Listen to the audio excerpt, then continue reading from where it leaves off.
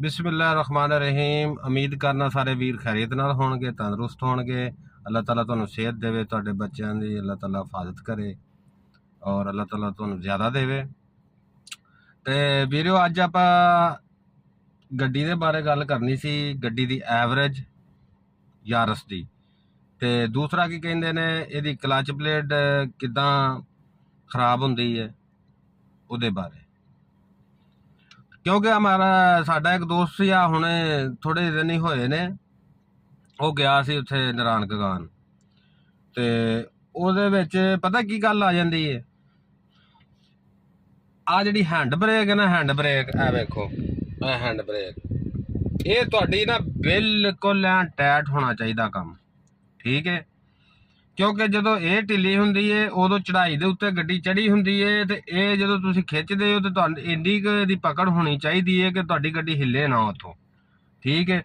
तो कुछ गड्डियां दी फिर वो थोड़ा जिहा प्ले हुंदी ज़्यादा, वो फिर हैंड ब्रेक पूरी काम नहीं करती।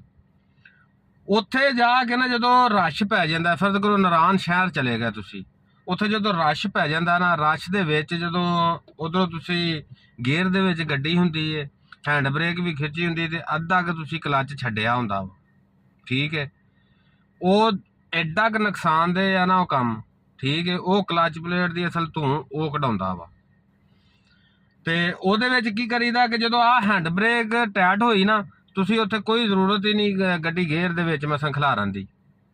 जिहड़ी मैनुअल गड्डी है वो गेयर च खिलारन दी ते गल ही कोई नहीं ना, वो तुसीं आराम नाल गेयर कड्डो, ठीक है। हैंड ब्रेक तुहाडी टाइट होवे उत्थे ब्रेक ला के खिलारो। हाँ, जदों तुसीं हैंड ब्रेक छड्डनी है ना, गड्डी गड्डी पहला गेयर च करनी है, गेयर च करके उस तो बाद तुसीं हैंड ब्रेक थल्ले करनी है, ते आस्ता आस्ता क्लच जिहड़ा वो इन्ना क होवे कि हैंड ब्रेक भी थल्ले होवे ते उधरों तुहाडी गड्डी भी टुर पवे। इस हिसाब नाल तुसीं गड्डी दी ड्राइविंग करनी उत्थे।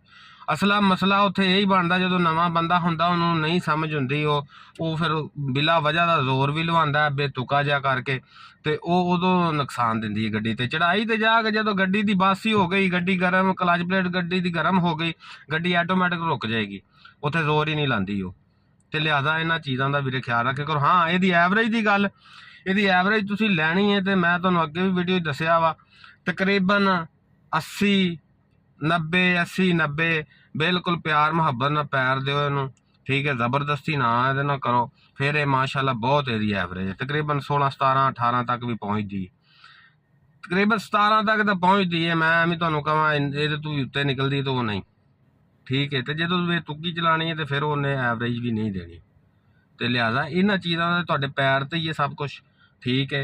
इनू हिसाब नाल फिर उत्थे हादसे भी हुंदे ने, ते मेरा वीर बड़े एहतियात नाल गया करो, ठीक है। एहतियात बहुत जरूरी है, जिंदगी बहुत जरूरी है, पिछे छोटे छोटे बच्चे उल्ला पुल्ला 100 मामलात ने। ते अपना ख्याल रखियो, दुआ में याद रखियो। अल्लाह हाफिज़।